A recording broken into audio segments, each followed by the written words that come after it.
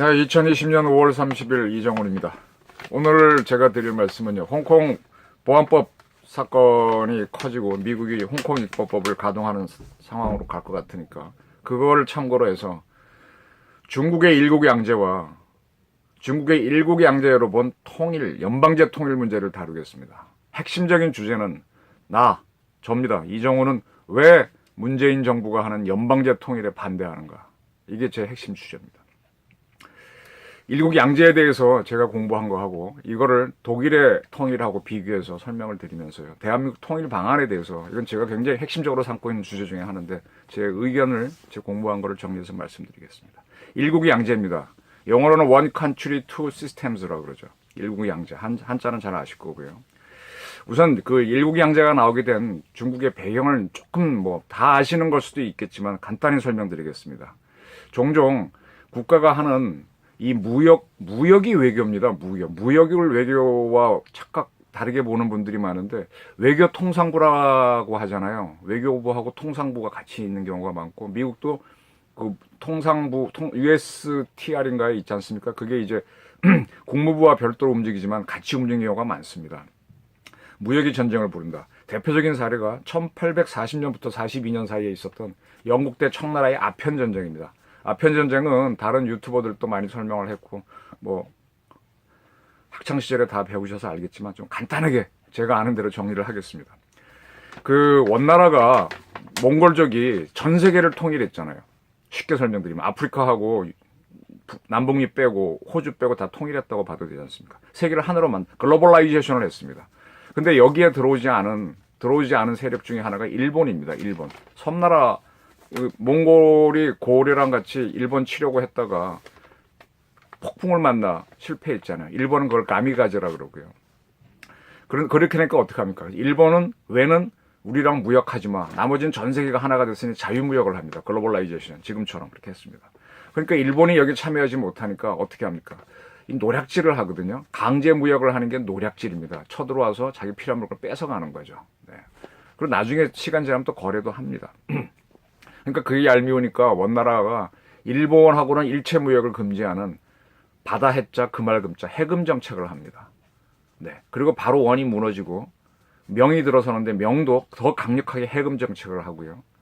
그걸 이은 청나라도 합니다.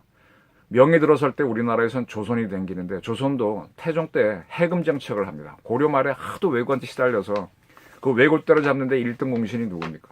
최영 장군하고 이성계잖아요. 이성계 아들이 누구예요? 이방원, 태종 아닙니까? 그래서 고려도 말부터 일종의 해금 정책을 가는데 조선이 강력한 해금 정책을 하죠. 그러나 이제 그렇다고 바다 무역을 안 할 수는 없으니까 명에 이은 청도 해금 정책을 하지만 지금의 홍콩에 해당되는 광동 지역에서는 이렇게 무역을 허용합니다. 예, 우리도 일본하고 무역을 안 했지만은 지금 부산 등 그 세 개의 항구는 일본에 열어준 바가 있습니다. 자, 그 당시에 유럽은 이제 대항해 시대를 맞고 산업혁명을 맞아서 점점 발전을 하는데 인도를 지배한 영국이요. 1792년, 그 다음에 나폴레옹하고 한판 유럽 패권 놓고 싸워서 이긴 1816년, 그 다음에 1834년에 각각 청나라에 중국에 사절단을 보내서 자, 우리 정식으로 조약을 맺고 그때 유럽은 이미 근대화가 돼가고 있었으니까 무역하자 이렇게 합니다. 근데 청나라는 뭘 요구하는가 하면 너 나라랑 무역하려면 나한테 조공을 바쳐야 돼. 조공국가가 돼야 돼. 그 조건 중에 하나가 3배 9고두배를 하라고 합니다. 동양에서는 우리 살아있는 사람들한테는 한 번 절을 하잖아요. 아버님이나 명절 때 어버님. 돌아가신 분한테는 절을 몇 번 합니까? 2번 하잖아요. 장례식에 가셨거나 또 제사 때 그렇게 지내야죠. 신한테는 몇 배 합니까? 3배 하잖아요. 절에 가시면 이렇게 3배, 되게 3배 올리지 않습니까? 그 다음에 103, 108배 이건 별도이고. 그러니까 3배를 하라는 겁니다. 청나라 황제한테. 그 다음에 한 번 절할 때마다 고개를 3번 숙이는 3보 9고두배를 하라니까 영국이 그건 내가 너희 속국이 되는 건데 못해 하면서 이게 깨집니다. 그렇게 하면서 이제 정식 국교를 못 맺고 쭉 지내는데 그때 유럽에서는요. 왜 이렇게 나오게 되는가 하면은 유럽에서는 1648년에 베스트 웨스트팔렌 조약, 웨스트팔리아라고 하는 조약을 맺습니다. 이게 뭔가 하면은 그때까지는 유럽에서는 유럽도 제국이 있고 제국 밑에 왕국이 있고 그다음에 공작이 이끄는 나라는 공국입니다. 후작이 이끄면 후국이고요. 지금 유럽에 가시면 룩셈부르크가 있는데 룩셈부르크가 바로 지금도 공국입니다. 그 나라의 임금은 공작이에요, 공작. 대공작이라서 대공이라고 그럴 뿐이죠. 지금 뭐 안도라도 공국이 있거려. 뭐 후국, 백국 이런 건 없어졌지만 그렇게 단계가 있었는데 이 웨스트팔렌 조약을 맺으면서부터는 내가 후국이든 공국이든 왕국이든 제국이든 동급으로 서로 계약을 쓸 수 있게 된 겁니다. 네. 이게 무슨 얘기인가 하면 지금 우리나라 같은 경우 우리나라 민주국가잖아요. 저는 돈이 얼마 없어요. 근데 저도 한 표를 찍고 재벌도 한 표를 찍습니다. 즉 선거권에서는 동일합니다. 그러나 내가 그분 회사에 들어가면 그분을 내 상관을 모셔야 되죠. 그런 관계는 만들 수 있지만 정치적으로는 동일하다. 이게 바로 국민 주권인데 똑같이 모든 국가들도 자기네 대소, 크기라든지 경제력에 관계없이 잘 사는 나라 못 사는 나라 동등하게 조약을 맺을 수 있다는 시작이 웨스트팔렌 조약입니다. 그래서 유럽 국가들은 동등해지니까 그 원리에 따라 영국이 네가 지금 제국 행세를 해? 하지마. 똑같이 맺어 그랬는데 중국이 그걸 요구하니까 이제 못한 거죠. 청나라가. 그런 상태에서 이제 상인들끼리만 서로 꽝저우에서 무역을 하고 있었는데 그때 유럽은 이미 산업혁명을 하고 있으니까 막 기계 제품이 많이 나와서 생산량이 많습니다. 근데 특이하게도 중국의 생산력을 못 따라갔어요. 왜냐? 중국은 인구가 워낙 많고 인건비가 싸니까 수공업적으로 생산을 해도 이게 더 싼 거예요. 근데 영국이 그 당시에 가장 자신 있었던 거는 양털 갖고 만드는 이 털옷, 모직이거든요. 그걸 갖고 와서 상인들이 중국에 풀어봐야 광저우가 지금 홍콩이잖아요. 더운 데잖아요. 안 팔리거든. 근데 장사가 안 되는 거예요. 그래갖고 이제 인도가 더우니까 인도에서 면으로 된 옷을 갖고 와서 팔아봤는데 그것도 안 팔려요. 중국이 더 싼 겁니다. 이러고 있는데 갑자기 중국에서 나오는 그 차, 티, 여러분 좋아하시잖아요. 홍차. 중국도 홍차, 티를 갖고 와서 홍차가 유럽에서 발전하게 되는 건데 차를 먹으니까 유럽에서 인기가 좋은 겁니다. 그래서 엄청나게 차를 수입해요. 그 영국이나 유럽이 손해를 보는 거죠, 무역에서. 그 영국이 도저히 이 무역 적자가 크니까 이건 안 되겠다. 그래서 계속 이제 그때는 거래를 할 때 돈으로 국제적인 화폐가 은이었는데 은이 막 영국에 쌓이고 영국은 막 적자를 보는 거죠. 그래서 이제 영국이 그걸 많이 하기 위해서 어떻게 할까 하다가 아편을 수출해 봅니다. 지금 아편 그러면 여러분 이제 마약이라고 보는데 쉽게 얘기하면 요즘 같은 경우 담배라고 보시면 제일 쉬울 거예요. 맛 좋은 담배. 네. 그게 들어가니까 노동자들이 힘들지 않습니까? 그 쿨이라 그러나요? 그 청나라 노동자들. 그런 사람들이 이게 피로감 풀리고 좋고 하니까 술 마시는 대신으로 이제 즐기기 시작한 거죠. 저도 한번 유럽에 다녀보게 되면 이 물담배 피는 사람들을 이렇게 유럽 뒷골목에서 많이 보는데 그게 조금 더 발전하면 아편이잖아요. 그래서 이걸 막 즐기게 됩니다. 그러면서 거꾸로 무역 적자가 커지고 영국의 돈을 버는 거죠. 중독자들이 늘어나는 거죠. 오죽하고 청나라의 도광제도 태자 시절에는 이걸 즐길 정도로 아편이 보편화됩니다. 그러니까 중국에서 아편을 단속하다가 흡연 금지를 내리고 그리고 점점 적자가 커지니까 드디어 애국자가 나옵니다. 주성렬이라는 사람이 우리가 이 아편 때문에 손해보는 게 연간 7천만 냥이다 이런 보고를 하니까 중국에서도 야 그거 막아라 그래서 임칙서라는 사람이 내려가서 자기 직을 걸고 거리를 막습니다. 당연히 거래하는 영국인들을 막 쫓아내고 두드러 패고 추방을 하게 되는 거죠. 영국이 뭐예요? 그때는요 국가가 훨씬 정직했어요. 우리 국민을 건들면 어디 가서도 지킨다는 게 응징보복을 할 때입니다. 영국이 우리를 모욕을 해? 이 자식들이 해가지고 그때 내각이죠. 그 정부에서 전쟁을 결심합니다. 국회에 통보하니까 국회에서도 맞아 두드러 패야 돼 하고 전쟁 결심합니다. 그래서 의회 승인 하에서 쳐들어옵니다. 그게 바로 영국과 청나라 전쟁인데 그게 세칭 아편 전쟁입니다. 그 전쟁에 붙어보니까 청나라가 아무것도 아니에요. 깨갱하고 나가 떨어지거든요. 그 영국이 그때 욕을 합니다. 자, 너랑 나랑 똑같이 동급으로 조약 맺자 그랬지. 무역한다는 외교한다는 조약 맺자. 그게 세칭 남경 조약이고요. 거기에 따라서 너희랑 우리랑 정식 무역할 수 있는 항구 5개를 엽니다. 그 중에 하나가 상해 항이 되는 거죠. 그리고 그 항구에 우리 거래하려면 가서 사람들이 살아야 되니까 땅 좀 내놔. 여기에 사는 영국인들은 중국이 절대 세금도 못 걷고 여긴 취해복권 지역이야. 그래서 취해복권 인정합니다. 그리고 그렇게 띄워주는 지역을 영어로는 세틀먼트, 일본 사람들은 거류지라고 번역하는데 중국 사람들은 조개라고 번역했습니다. 세금 낼 때 조자에다가 세계 할 때 개자. 그래서 여기 절대 세금 못 받죠, 중국에서. 그래서 그쪽은 취해법권이 되고, 그 다음에 영국하고 무역할 때 최혜국 대우, 뭐 관세고 뭐고 다 봐주는. 요즘도 우리가 FTA 자유무역 맺으면 그 나라하고 최혜국 대우를 맺는다 뭐 하거든요. 요즘은 조개지를 뭐 보세구역이라 그러고 상당히 통제를 하고, 그 다음에 무역하는 사람들은 취해법권 안 주지만 외교관한테는 줍니다. 그때는 무역하는 사람 다 취해법권 주니까 일종의 식민지 개념이 되는 거죠. 바로 그걸 알고 나니까 프랑스하고 미국이 쫓아서 우리도 해서 독일도 해가지고 이제 그런 조약을 맺으면서 근대적 국가의 조약 체제에 들어오는 거죠. 그러면서 이제 조개지가 막 늘어났는데 내주게 되죠. 그때 가장 유명한 조개지가 상하이에 만든 조개지입니다. 거기 프랑스 조개지, 영국 조개지 막 생기는데, 그때 우리나라에서 그 후에 독립운동하다 실패해갖고 3.1 운동 때, 그 다음에 임시정부를 만들자. 그러면 어디다 만들어야 되냐 그럴 때 바로 상하이에 있는 프랑스 조개지에다가 우리 상해 임시정부가 처음 들어서는 겁니다. 거기에 만들어야 중국도 타치를 못하고 일본도 우리를 타치 못하죠. 거긴 일종의 프랑스 땅이니까. 응? 그렇게 되는 겁니다. 그래서 이제 그렇게 되는데요. 그때 이제 상하이 조개에서 유명한 붙여놓은 게, 개와 중국인은 들어오지 마시오. 근데 그렇게 붙여놨죠. 중국인 들어오면 안 되죠. 들어올 수도 있는 거잖아요. 뭐 선 거는 것도 아니니까. 근데 그걸 중국 사람들은 지금은 모욕이라고 그러는 겁니다. 자기네가 깨졌으니까.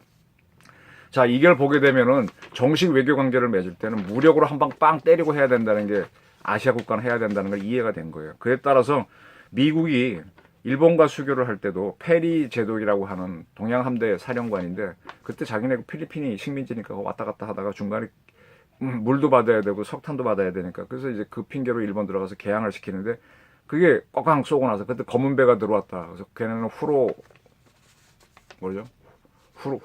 모르겠다. 흑선이 들어왔다 그래가지고 이제 강제로 국교를 맺게 되고, 우리는 또 그러한 일본이 운양원을 몰고 와서 꽉꽉 쏘고 나니까 놀래갖고 맺는 게 강화도시작. 그래서 근대적 체제로 가는 거죠. 그렇습니다. 그래서 이제 영국이 하고 난 다음에 아까 조개지를 받았지 않습니까? 그리고 나서는 지금 홍콩 지역이 그때 이제 광저우 지역인데, 그쪽에 별도로 조차지를 받습니다. 조차지는 영어로 얘기하면 더 쉬워요. 아까 조개지는 세틀먼트, 거류하는 지역이 있지 않습니까? 취해법권 지역입니다.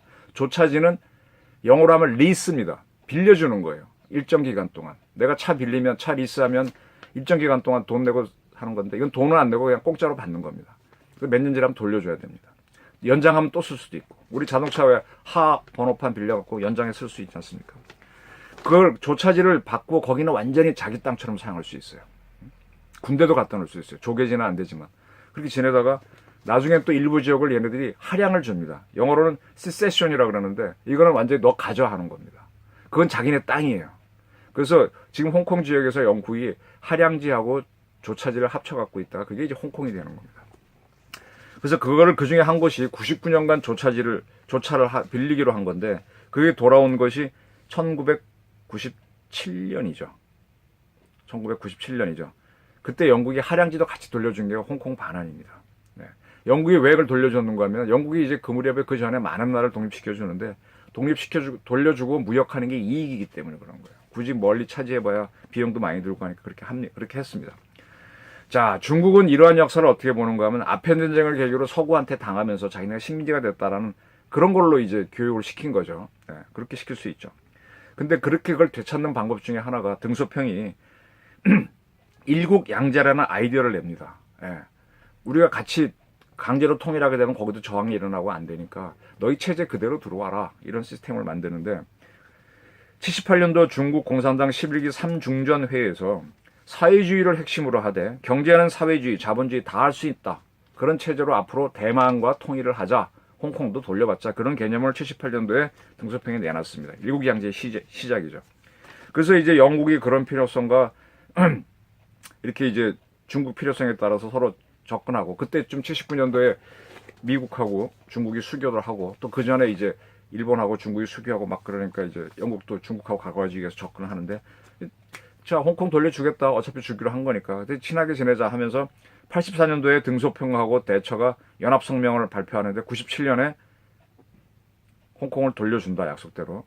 근데 50년간 중국은 홍콩에 대해서 외교와 국방에 대한 주권을 갖되 홍콩에 고도의 자치권을 부여한다. 즉, 외교와 국방을 제외한 모든 건 홍콩이 고도의 자치를 하라. 라고 서로 합의를 했습니다. 이게 지금 홍콩 인권법, 홍콩 보안법에서 문제가 되는 겁니다. 홍콩 보안법은 국방이나 외교에 대한 사항이 아닌데 이렇게 제안을 하니까 들고 일어나는 거고 미국이 그걸 지원하기 위해서 홍콩 인법법을 만드는 겁니다. 그래서 97년도에 155년 만에 홍콩을 반환합니다. 예? 근데 그 전엔 1990년에서는 동유럽 민주혁명이 일어나잖아요. 소련 붕괴로 가는. 그때 독일이 통일됩니다. 근데 독일 통일은 일국 양제가 아닙니다. 일국 일제 통일입니다.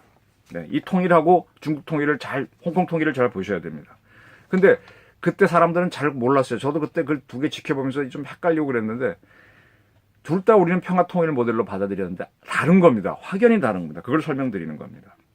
그래서 우리나라에서 지금 독일 통일로 가자는 세력이 셌다가 요 근래 문정권 들어서면서부터는 일국 양제로 가자. 이게 결국은 연방제 통일안을 하자는 거거든요. 이런 세력이 등장을 하게 되는 겁니다. 다시 원점 돌아가겠습니다. 통일 방안에는 평화 통일 말고도 무력 통일 방안이 있어요. 이게 가장 깨끗한 겁니다. 대한민국이 무력 통일하는 방안은요. 간단해요. 북한이 우리를 때려줘야 돼요. 우리가 먼저 쳐들어가게 되면 유엔이 우리를 제재를 합니다. 침략 전쟁 못하게 돼 있으니까. 그건 안 되고 북한이 선공을 해주면 거기에 우리 자위권 차원에서 응전을 하면서 밀고 올라가는 겁니다. 밀고 올라가서 북한이 때렸으니까 이제 우리도 쳐들어간다는 논리는 나올 수 있으니까. 그래서 점령한 다음에 군정을 하다가 우리한테 병합시키면 됩니다. 굉장히 쉽습니다. 근데 대한민국은 지금 전시작전권을 미국이 갖고 있는 한미연합군 체제잖아요. 미국과 같이 올라가면 더 좋습니다.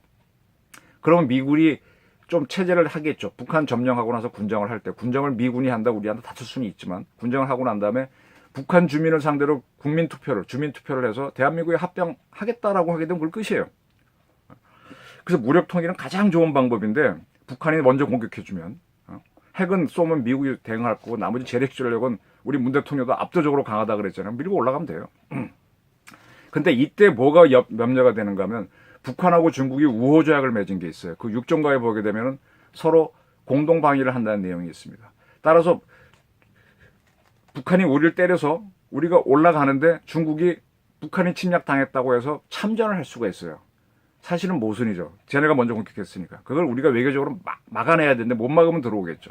들어오면 중국하고 싸워서 이기면 됩니다. 네, 베트남은 그렇게 싸워서 이겨버렸어요. 79년도에 징월전쟁 쳐들어왔을 때 그때 깨버렸습니다. 베트남이. 우리 깨면 됩니다. 신라의 문무왕도 당나라 군대, 그래서 당나라 군대란 말이 나왔는지는 모릅니다. 깨버렸습니다. 그게 소브리주 기벌포 전투에서 당나라 군 4,000명의 목을 뱉다고 삼국사기 신라 본기에 기록되어 있습니다. 그 깨면 됩니다. 근데 중국이 이렇게 나올 수가 있죠. 자, 이 한반도는 원래 정전체제인데 그건 유엔이 보장하기로 했지 않느냐. 근데 이걸 그대로 북한이 어겼더라도 정전체제로 돌아가라 요구할 수 있어요. 그러면서 유엔 안보리 상임이사국으로 주장할 수도 있고 미국이 그런 주장할 수도 있거든요. 그래서 이게 좀 골치 아프니까 이런 경우에는 북진을 할 때 막을 땐 같이 막아도 올라갈 때는 한국군 단독으로 올라갑니다. 그러면 미국이 개입을 안 하면 중국도 개입 안 할 수 있는 명분이 생기죠. 우리 단독으로 북한 점령하고 난 다음에 거기서 군정을 하다가 주민투표 통해서 합병하겠다 그러면 중국이 개입 못할 수도 있다. 제가 이 말씀 왜 드리는가 하면 한국과 중국이 국교를 정상화할 때, 복교를 할 때 중국이 한국인에 의해서 한반도가 평화적으로 통일되는 지지한다 그랬습니다. 요 문장 중에서 하나 문제가 되는 평화적인 것만 문제가 되지 우리 스스로 통일하는 건 중국도 동의했다는 뜻이에요.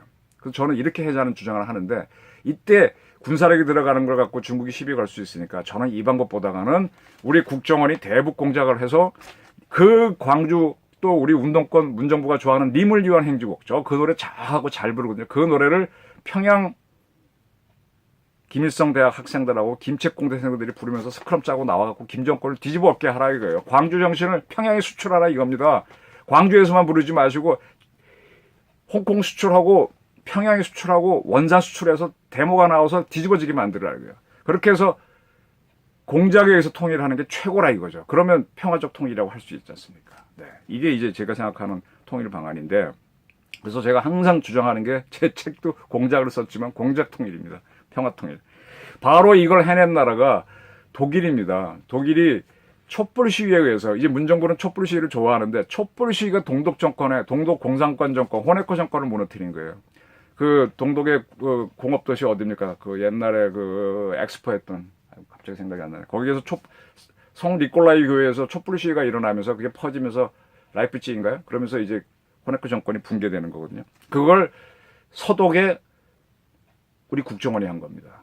연방보안부 말고 그건 우리라면 경찰 내부니까 바깥으로 뛰는 팀들이.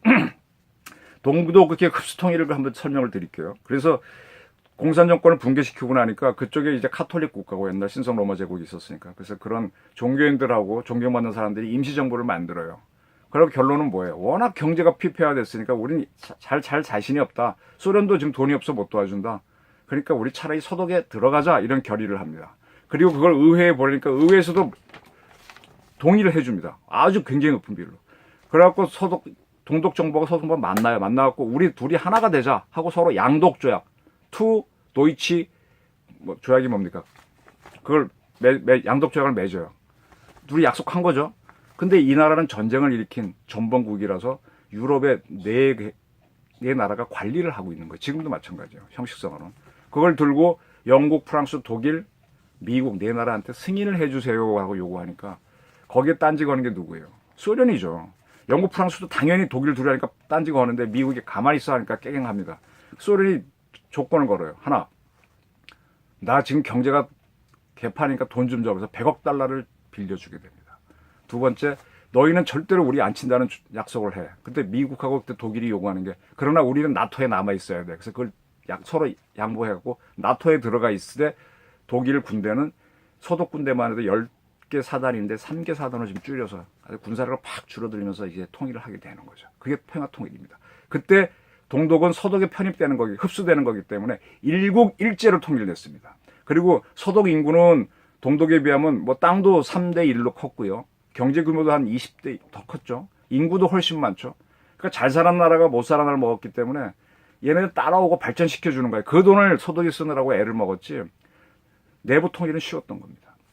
그 반대가 바로 중국입니다. 못 사는 나라가 잘 사는 지역을 먹으면서 하는데 그걸 일국 일제로 일단 하지 못하고 일국 양제로 해서 지금 일국 일제로 가려고 하니까 문제가 생기는 게 바로 중국식 통일인데 이 통일을 따라가려고 하는 세력이 문정부에 있는 연방제 통일이 아니라는 얘기입니다. 그 홍콩은 아까 동독은 자기 스스로 결정으로 서독에 들어가자 그랬는데 홍콩은 홍콩 주민 결정으로 중국에 들어간 게 아닙니다. 주권을 갖고 있던 영국이 결정을 한 거고 거기에 바둑 장기 뚫을 때 제가 탁탁탁 마상 움직이면 내가 움직이는 거지 마상이 움직이는 게 아니잖아요. 쫄이잖아요. 쫄들 그러니까 총공 주민들은 쫄병이었던 거예요. 대신 영국이 이제 고도의 자치를 보장해라 그런 보장만 받고 넘긴 건데 홍콩의 운명을 영국이 결정한 겁니다. 그리고 일국 양제를 그러니까 중국도 이제 공허하니까 일국 양제로 받았겠죠. 현실적으로 자기는 무력도 안 되고 공작도 할 능력이 워낙 잘 사니까 공작이 안 먹히는 거죠. 그래서 이제 그걸 받아서 했는데 이러한 일국 양제 방식은요 사실은 세계사회복에서는 예가 많습니다. 예를 들면 가장 대표적인 게 혹시 아실지 모르지만은 1차 대전 나기 전에 오스트리아라는 나라가 오스트리아 헝가리 제국이었습니다. 이게 무슨 이름인가? 한 나라 이름은 하나인데 두 개 나라가 들어가 있잖아요. 오스트리아가 제국이라고 껍데기만 남은 제국인데 형식적으로 헝가리를 속국으로 거느렸어요. 근데 헝가리가 워낙 강력해서 거꾸로 칠 수도 있습니다. 그러니까 자기 국가 이름에 오스트리아 헝가리라고 해놓고 제국이라는 이름을 넣습니다. 근데 헝가리의 왕은 오스트리아 제국 황제가 겸해요. 근데 오스트리아 정부가 있고 제국 정부가 있는데 헝가리 정부가 별도로 있어요. 의원 내각제니까. 그리고 의회도 따로 있습니다. 그리고 헝가리도 자기 밑에 속국을 하나 몇 개 가져요. 오스트리아도 가지고. 근데 두 개가 하나의 나라로 된 이중 제국인데 이게 일국 양제 시스템에 가깝다는 거죠. 일국 양제, 일국 삼제 이거 많습니다. 원나라가 세계를 지배할 때 고려도 왕실이 있었잖아요. 고려체도 약간 유지해줬잖아요. 또 저기 중앙아시아 가게 되면 이란국 무슨 뭐 오고타양 이것도 다 체제를 인정해 준 거잖아요. 그건 일국 양제가 아니라 일국 삼제, 사제, 오제, 일국 다제가 되는 거죠. 근데 이걸 통일이라고 한다면 통일이 아니라는 게 실질적인 통일이 아니라는 게 제 얘기입니다. 그래서 오스트리아 제국과 헝가리 제국이 각각 식민지를 거느리고 있었는데 그때 두 나라가 공동으로 거느렸던 나라가 아마 지역이 보스니아 헤르체고비나 겁니다. 근데 그걸 이제 나중에 오스트리아가 자기네 걸로 땡기려고 하다가 그때 세르비아 사람들이 반발하면서 오스트리아 황태자 죽이면서 터진 게 전쟁 1차 대전으로 가는 거잖아요. 그 전쟁에서 독일하고 오스트리아, 헝가리 제국이 한편이 돼서 싸웠는데 지거든요. 지니까 다 쪼개버립니다. 오스트리아, 헝가리 쪼개고요. 또 그 밑에 있던 식민지로 있던 체코슬로바키아 쪼개고 17개 나라를 갈라내버려요. 그래서 일국 양제는 저렇게 취약한 겁니다. 일국 일제가 통일입니다. 이게 여기에 속으시면 안 됩니다. 중국은 자신이 없어 일국 양제로 갖다 저고생하고 있는 겁니다. 일국 다제를 택했던 가장 유명한 나라는요, 역사상으로 보면 로마일 거고 저는 몽골이라고 봅니다. 근데 오랜 세월 지나면 이게 동화가 되겠죠. 언어도 통일되고 뭐. 근데 그걸 그때까지 못 견딥니다. 그러니까 어떻게 합니까? 계속 반란이 일어나니까 이 강제를 집어넣거든요. 로마 제국의 병사들이 이스라엘에 와서 뭐 식민지를 지배하다가 거기서 이제 예수가 나왔다는 건 잘 아시는 이야기고요. 몽골도 한족을 제일 천대했지 않습니까? 예. 그때는 지금 중국인들이 식민지 백성들이었어요. 그것뿐만 아니라 그 전에 금나라, 요나라 다 한족들을 제일 천대했지 않습니까? 그 위에 누구 몽골이 하고 나중에 마지막에 금나라인 청나라 이렇게 올라가는 거죠. 몽골이 올라가는 그런 식이었죠. 그래서 반드시 이렇게 일국 다제, 일국 양제로 하게 되면 군사력을 동원해서 무력으로 하게 됩니다. 지금 중국이 바로 일국 양제를 하고 있대. 홍콩이 그걸 하고 있다. 반발이 터진 거거든요. 이게 연방의 통일에 가까운 건데 이런 식으로 통일하자 그러면 통일 후 다시 분란이 오는 겁니다. 이걸 문정부가 앞으로 개헌을 하겠다는 거예요. 그래서 저는 결사적으로 반대하는 겁니다. 물론 저와 다른 의견, 저와 다른 역사관을 가진 분도 계실 겁니다. 기회 되면 한번 서로 한번 토론해보죠. 그래서 지금 이 일국 일제로 가려면 고도의 자치를 뺏어야 돼요. 국방과 외교는 갖고 있지만 경제부터 화폐까지 다 바꿔야 되는데 영국민들이 저항하잖아요. 네. 자, 2000년 7월 1일 홍콩 반환 20주년이었는데 그때 시진핑이 그때 한참 중국이 막 성장할 때거든요. G2를 바라보면서 미국을 상대로 신형 대국 관계하자. 너하고 나하고 G2로 놀자. 중국몽을 꾸고 1대1로 지난번에 얘기했듯이 도련, 구단선, 대륙 굴기. 우리 정부에서도 그렇고 지난 정부도 그렇고 남경대학살을 많이 얘기하는데요. 그때 중국이 많이 떠들었어요. 일본 군들이 남경에서 중국인들을 많이 죽였다. 나쁜 놈 하고 욕하는데 군사학적으로 들어가면요. 이거 그때 중국은 지금 공산당 중국이 아니고 대만에 있는 국민당 정부군인데 중국의 국제적인 군사법을 어긴 겁니다. 간단히 설명드릴게요. 군도요. 서로 민간인을 죽이면 안 되니까 군복 입은 사람끼리 싸워야 됩니다. 이게 정식 군대거든요. 그래서 자기네끼리 싸우고 민간인들이 피해 안 주고 그걸로 승부 가려야 되는데 이게 패배할 것 같은 나라들은 모든 의병이 문제입니다. 동원해서 자기들도 군인들도 사복을 입어버려요. 그리고 총을 나눠주고 다 동원하면 상대편 입장에서는 누가 누군지 모르거든요. 그러면 그 지역에 있는 사람을 다 죽입니다. 이게 나중에 학살이라고 하는 거예요. 그래서 중국 공산당 정부가 남경 학살 주장을 하는데 자기는 죽은 바도 없고 중국 국민당 군대가 그렇게 해서 싸우다가 패배한 건데 자유중국은 그래서 얘기를 안 해요. 엄격히 들어가면 국제적인 법을 어긴 겁니다. 중국이 떠들어갖고 그걸 우리가 동조해주고 있어요. 중국과 같이 해서 뭐 어떻게 하겠다고. 군사학 하신 분들은 사실은 좀 말하기 뭐래서 그렇지 피식거립니다. 그렇습니다. 그러고 나서 이제 그런 걸 떠들면서 강국위를 주장하면서 나오는데 그때 시진핑이 뭐라는 거면 2000년에 일국 양제가 홍콩의 번영을 가져다 주었다라고 하면서 일국 양제를 지지하는 해놓고 그 다음에 그해 연말 12월에 우리 KTX처럼 고속전철을 거기다 닦으면서 홍콩의 고속전철역인 웨스트 까오롱 이게 아마 중국 발음은 따로 있을 거예요. 까오롱은 구룡이겠네요. 웨스트 구룡이겠네요. 거기에 이 역을 만드는데 이 역 관리는 중국이 하겠다. 중국 본토법을 정하겠다. 이렇게 나옵니다. 그러니까 중국인들이 뭔 소리야 하고 너 드디어 우리 자치를 방해하는 거야 하고 들어가서 이제 긴장이 시작되는 게 2000년인데 요거 설명 좀 해드릴게요. 우리 안중근 의사와 관련된 이야기입니다.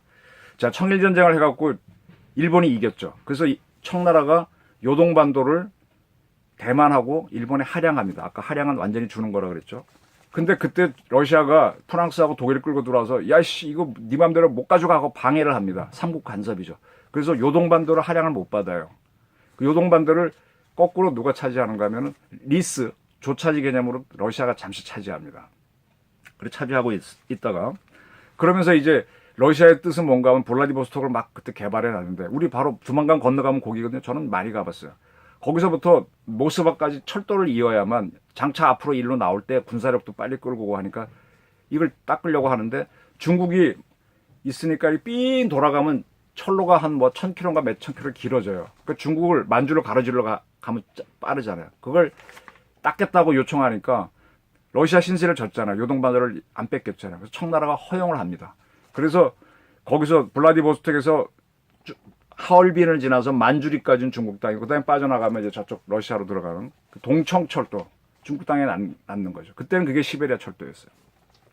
그걸 닦으면서 그 철도 운영권을 러시아가 가지니까 철도에 부설된 그 역에 있는 것도 그 관리를 러시아가 하게 되는 겁니다. 그래서 그 지역은 일종의 조차지처럼 러시아 영토가 러시아 법이 통하는 데가 되는 거예요. 근데 그 후에 1905년에 러시아하고 일본이 다시 싸우죠. 그때 이 아까 요동반도에 있던 러시아 군대를 때려 부수는 일본군 장군이 노기 대장이잖아요. 그 다음에 일본 함대를 때려 부수니까 저쪽 유럽에 있던 함대를 발틱 함대를 끌고 오는데 그거를 지금 스시마 대한해협 부근에서 때려 부수는 게 일본의 장군이 도고 제독이잖아요.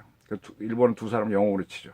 그렇게 되고 나서 그렇게 해서 이제 러일전쟁 일본이 이기니까 그 동청철도 닦았나? 닦기 직전인가? 그래도 불구하니까 러시아가 할 말이 없는 거죠. 근데 그리고 세월이 4년 지난 다음에 다시 러시아의 도움을 받을 일이 생겼어요, 일본이. 그걸 협의하기 위해서 이토 히로부미가 제3국이지만 러시아 영토인 하얼빈으로 가는 겁니다. 하얼빈 역에서 딱 내렸을 때, 그래서 당연히 그 동청철도는 러시아 거니까 그걸 맞으러 왔을 때, 그때 나가서 야이 너 누구지 새끼야 하고 빵 쏘는 게 대한의열단의 안중근 의사입니다. 그래서 안중근 의사를 체포한 건 러시아 경찰이에요. 영토는 중국 영토죠. 중국은 의미가 없는 거예요. 자기네가 재판해도 되는데 골치 아프니까 일본에 넘기는 겁니다. 그때 요동반대는 러일전쟁 끝난 다음부터 다시 일본이 리스하게 됐거든요. 조차죠. 거기서 조사를 해가지고 그게 바로 여순 감옥입니다. 거기 순국하게 되는 거죠. 이런 개념이기 때문에 그 고속 전철역을 웨스트 구룡 쪽에다 만들게 되면 그 관리는 중국이 할 수 있다는 논리가 나올 수 있는 거죠. 그게 식민지 논리다 하고 이제 2000년에 홍콩인들이 반발하면서 지금 사태가 일어나다가 작년에 이제 그 굉장히 큰 시위가 있었고 이번에 홍콩 보안법으로 또 터지는 겁니다. 네. 그렇게 되는 겁니다. 작년에는 이제 범죄인 인도하는 법 때문에, 그것 때문에 이렇게 터졌던 거고 올해는 이제 다른 걸로 터지게 되는 거죠. 네, 그렇습니다. 아이고, 뭐 쓸데없는 얘기 많이 했네요. 그래서 이렇게 갈등이 커지게 되면요. 아까 말씀드린 대로 우리가 북진을 하게 되면 중국이 개입할 여지가 있지. 이제 홍콩에서 시끄러워지게 되면은 미국이 개입하잖아요. 타국이 개입합니다. 통일이란 건요. 딱 하고 난 다음에 시끄러워지지 말아야 돼요. 독일처럼 막 계속 동독인들을 하나로 동화시켜 나가야 되는데 중국은 지금 잘 못하잖아요. 그러니까 미국이 개입해서 이제 트럼프가 세게 나가잖아요. 그러면 영국 다 개입합니다. 너 고도의 자치 위반 이렇게 됩니다. 이렇게 되면 어떤 사태까지 가는가 하면요. 지금 영국은 자기네 과거 캐나다, 호주, 뉴질랜드 이거는 같은 영어 쓰고 굉장히 친하잖아요. 그 네 나라는 거의 영연방처럼 움직이는데 이 나라가 미국과 일본이 주도하는 인도 태평양 전략에 적극 가담하잖아요. 훈련도 같이 하잖아요. 한반도 문제 있으면 영국 해군하고 달려옵니다. 지금도 거의 같이 움직여요. 영국, 미국이 개입하면 중국이 힘들겠죠. 자, 외국이 그 나라의 독립을 개입하는 경우가 있어요. 우리가 아까 이제 무력으로 어떤 북한하고 통일하게 되면 중국이 개입할 수 있다 문제. 또 지금 홍콩 문제 갖고 미국이 개입하는 문제가 생겨서 그 지역이 다시 독립한 사례가 있습니다. 홍콩막하고 독립한 수도 있습니다. 그게 뭔가 하면요. 싱가포르 사례입니다. 싱가포르는 원래 말레이 반도 끝에 있잖아요. 말레이 반도 전체는 영국의 식민지였습니다. 2차 대전 전까지는. 2차 대전 끝나고 난 다음에 이 지역이 그 유명한 막사이사이 등이 움직여서 독립을 합니다. 그때 말레이 반도의 핵심이 싱가포르예요.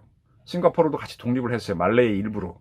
근데 싱가포르는 영국이 식민지로 하면서 굉장히 잘 살았거든요. 그래서 많은 걸 뺏어가니까 싱가포르가 말레이를 리드하면 되는데 거꾸로 다른 지역에서 싱가포르를 지배하려고 하니까 싱가포르 사람들이 반발하죠. 못 사는 나라가 잘 사는 나라를 통일하게 되면 좀 문제가 생깁니다. 아까 말한 대로 제국주의 하면서 군사력을 투입해서 강제를 하게 됩니다. 이 저항이 생기니까 싱가포르가 말레이로부터 독립을 추구합니다. 그걸 하는 방법으로 뭔가 하면요. 영국한테 도움을 청해요. 과거 자기네 지배했던 나라를. 그래갖고 영국의 보호를 받습니다. 보호국가가 됩니다. 보호령이 됩니다. 우리가 1905년에 일본의 보호국이 됐는데 그럼 보호령으로 들어가 버려요. 그러니까 영국을 상대로 말레이가 못 싸우죠. 그래갖고 싱가포르가 몇 년 있어요. 그러다가 다시 영국한테 독립시켜서 독립하면 나옵니다. 두 번 독립하는 거예요. 지금 싱가포르를 말레이가 못 건드려요. 그리고 싱가포르는 7만 물까지 성장해버렸습니다. 그러니까 지금 말레이의 쿠알라룸푸르보다도 훨씬 더 싱가포르가 유명하고요. 말레이 어디 가려면 전 세계에서 싱가포르 공항, 창의 공항 내려서 갈아타는 게 빠르지. 쿠알라룸푸르는 세계에서 오는 비행기도 몇 개 안 돼요. 네. 자, 이렇게 되면은 결국 미국이 홍콩의 문제에 개입하게 되면 홍콩이 다시 중국으로부터 독립할 수도 있죠. 그 과정에서 과거의 종주국이었던 영국의 보호를 받겠다. 식민지로 들어갔다가 미국에 갈 수도 있고. 그리고 다시 독립하면 영원히 분리되는 거죠. 이게 통일을 했다가 분란을 겪었다가 다시 분단이 되는 비극이 되는 겁니다. 일국 양제 통일에 이런 약점이 있습니다. 이게 뭔가 하면요. 일국 양제 통일 전술을 다시 보면은요. 이 방법은요. 누가 쓰는가 하면 못 사는 나라가 쓰고요. 공산주의 국가들이 쓰는 경우가 많습니다. 이게 통일 전선 전략입니다. 그냥 같이 살아. 하나같이 지내. 그러면서 서서히 협박을 해서 먹는 건데 그 방법이 뭔가 하면요. 인민민주주의입니다. 조금 다른 표현하면 시민민주주의입니다. 잘 사람 놓고 뺏어갖고 자꾸 나눠주고 하면은 더 많은 지지자가 나오잖아요. 부자는 소수고 가난한 사람 많으니까. 그러면 이제 자꾸 지지해갖고 결국은 잘 사는 세력을 무너뜨리고 정권을 잡는 게 그게 공산주의식 통일전선 전술이거든요. 저는 지금 시민민주주의를 너무 나가는 걸 인민민주주의로인데 그걸 제가 굉장히 반대하는 겁니다. 근데 홍콩에서는 다 잘 사니까 뺏을 게 없는 거예요. 싱가포르도 그때 잘 사니까 그 지역에서는 시민민주주의 잘 안 통하죠. 네. 우리나라도 서울만 상대로 하게 되면 아마 시민민주주의 잘 안 통할 겁니다. 그래서 이제 이 통일전선 전술을 갖고 중국을 했던 건데 홍콩이 워낙 잘 사고 7만 불쯤 되잖아요. 이게 실패를 가고 있는 거거든요. 네. 그런 겁니다. 제가 보기에는. 그래서 이 부자에 대한 지나친 과세는 처음에 좋지만은 그 나라가 정권이 바뀐다면 발전을 못하고 가난이 보편화되면서 독재자들이 영원히 갈 수 있는 게 이게 바로 제국주의 독재국가의 바로 전형적인 방법이라는 거죠. 가난하면 지배하기 굉장히 좋아요. 네. 그래서 가난한 나라에서는 일국양제 시스템 그게 이제 지금 남북 예멘이 그렇게 갖다 지금 뒤집어지고 난리가 치고 있는 거죠. 네, 그렇게 되는 거고 베트남도 이제 거기 이제 무력으로 통일을 했는데 일국일제를 이뤘죠. 그래서 공산주의로 가다가 도저히 안 되니까 도이모이 정책이라고 그래갖고 개혁 개방을 해서 지금 자본주의를 살짝 오지만 기본적으로 공산국가입니다. 네, 그래서 그게 제대로 공산국가라든지 일국의 양제는 발전이 잘 안 됩니다. 우리나라에서는 이상하게 독일식 흡수 통일을 하게 되면 비용이 많이 든다고 비판하는 자들은 많았어요. 일국의 양제는 돈 안 들어요? 더 들어요. 이거는 중국 보세요. 잘 사는 나라 상달라니까 뺏어오고 싶지 주게 되면 많이 줘야 되잖아요. 그러니까 지금 배가 아파서 덮치다가 적골 당하는 거 아닙니까? 그리고 중국을 더 자세히 보면요. 쟤네는 홍콩하고 마카오만 일국 양제지. 그리고 앞으로 대만도 이런 식으로 들어와라 이렇게 꼬시고 있는 중이지만 티베트하고 위구르한테는 일국 양제를 적용 안 해요. 결국은 통일 전선 전략이라는 겁니다. 이거를 왜 따라가냐 이거예요. 그 대만에서는 그걸 딱 홍콩 상태 보고 나서 일국 양제에 분명히 반대하는 민진당의 차이잉원, 우리말로 하면 최영문이죠. 여성 총통이 다시 당선됐잖아요. 그분이 뭐 반핵 운동하고 뭐 상당히 문제가 있음에도 이건 안 된다. 대만 사람도 잘 사니까 딱 압도적인 지지, 뭐 70% 가까이 받았죠. 그렇게 되는 겁니다. 근데 우리는 지금 대한민국 거꾸로 가려고 합니다. 네. 그런 개헌을 하겠다는 운동이 일어나고 있죠. 네. 통일로 분란을 위해서 통일로 분란된 다음에 어느 쪽으로 가라고? 일국 양제는 가난한 공산국가가 하는 통일 전선 전략이고요. 근데 우리는 북한보다 훨씬 잘 삽니다. 얼마나 잘 사는가 하면 동서독 통일될 때보다도 우리가 훨씬 더 격차가 큽니다. 인구도 당연히 많고. 단 하나 차이점은 쟤네는 핵이 있고 우리 없다는 건데 그거 하나 때문에 벌벌 떨고 있는 거예요. 네, 핵은 사용하기 어려운데. 그래서 우리가 지나친 공포를 갖고 있습니다. 그리고 우리 대한민국 국정원이 상당히 유능한 사람들이 많은데 그걸 지금 사용하지 못하게끔 한 세력이 누굽니까? 그게 국내 탄압했다고 하지만 국내 탄압을 그렇게 당할 사람들이 당한 면이 더 많아요. 저도 상당히 저 도청되는 거 압니다. 예. 알아요. 근데 제가 자유롭게 지내는 건 그만큼 자신이 있기 때문인데 자신 없으니까 저러는 거죠. 저 국정원 사람들하고 많이 싸웠습니다 옛날에. 그래서 국정원 풀고 하게 되면 북한을 통일할 수 있는데 일국 일제로 할 수 있는데 일국 양제 얘기하다가 이게 끄는 세력들이 있다는 얘기입니다. 네. 그리고 북한의 더 깊은 뜻은요, 대한민국하고 통일할 뜻이 없답니다. 제가 확신을 하는데, 싱가포르 미북 합의문에 보게 되면, 북한이 요구한 거는, 레짐, 체제 보장을 요구했어요. Secure Regime Security라 영어 그렇게 돼 있습니다. 북한 정권을 그대로 두라. 독립을 요구시켜달라는 거예요. 남한하고 뭐 통일하는 소리 하지 말라는 거예요. 정전체대 그대로 가자는 거예요. 돈만 내놔라. 나 잘 살게. 그겁니다. 근데 그런 북한을 상대로 연방제 통일하자 그러면 북한이 진심으로 따라오겠어요? 먹튀하기 위해서는 따라올 겁니다. 먹고 튀기 위해서. 지금 먹고 튀기를 당한 게 6.15 선언, 14선언 이후에 다 돈 주고 우리 통일의 근처도 못 갔잖아요. 오히려 북한 핵만 늘어났고. 이걸 30년 당하도 모르는 게 이게 뭐예요? 그러니까 저비스 교수가 얘기한 미스퍼셉션, 오해, 오인, 이 바보로 가는 길인데 이거를 대한민국이 지금 이렇게 반복을 하고 있습니다. 지금은 연방제 통일안까지 나오고 있습니다. 다시 돌아갑니다. 지금 이 정부에 있는 사람들은 개성공단을 많이 자랑하는데 개성공단이 한량집니까? 조차집니까? 조개집니까? 조개지 조차지만 해도 세금 안 내요. 취해복권 인정받아요. 받았나요? 결국은 우리 마산에 있던 수출자유공단, 중국 칭다오에 있던 한국공단 정도도 안 되는 겁니다. 그럼 공단 정도인데 그거를 통일에 발판 뭐 조차지 조개지 개념으로 이 사람들 해석하고 그런 식으로 통일해 간다. 일국이 양제, 일국이 양제는커녕 우리나라 기업들이 홍콩 저 중국 청도에 가서 공단 세우고 하다가 야반도주에 오잖아요. 왜 와? 그거 우리 땅으로 못 만들잖아요. 개성공단도 현재는 결국 철수한 거 어떻게 보면 도주라고 할 수도 있죠. 안보 문제 때문에. 네. 그런 식으로 이게 뭐 통일의 길이다 얘기하는 친구들 많은데 에이 조차지하고 조개지하고 한량지 공단도 구별 못하면은 그러면 안 되죠. 그렇습니다. 제가 이 정부를 보면서 정치적으로 위기적 지금 윤미향 사건이 상당히 불편하겠죠. 위기에 올릴 때마다 과거사를 자꾸 거론해요. 백선엽 대장 돌아가시면 서울 현충원에 못 묻힌다. 굉장히 자극적으로 약 올리는 거죠. 사람 모욕 주는 거죠. 그래서 들어오면 어떻게 해라 또 기합 주겠죠. 또 김현희 사건 재조사해야 된다. 재조사해야 된다. 자기네가 노무현 정부 때 조사하고도 의혹이 없다 그랬지 않습니까? 또 이렇게 톡톡 던집니다. 또 광주 얘기도 꺼냈고 총 쐈다. 헬기 쐈다. 백날 해봐라 뭐 나오나. 없는 놈 또 유골 있다 파고 헛돈 쓰는 게 얼마예요. 연방제 개헌도 이게 국민저항도 있고 어렵습니다. 저 같은 사람도 만만찮게 대들 거고. 근데 이걸 툭툭 던져요. 이게 뭐냐. 지금 경제도 어렵고 팬데믹도 안 되고 윤명도 안 되니까 이게 사람 헷갈리게 하자는 거 이거 아니냐 이겁니다. 괴벨스가 한 말 중에 유명한 게 있죠. 100번을 떠들면 거짓말도 사람이 참말로 믿는다고.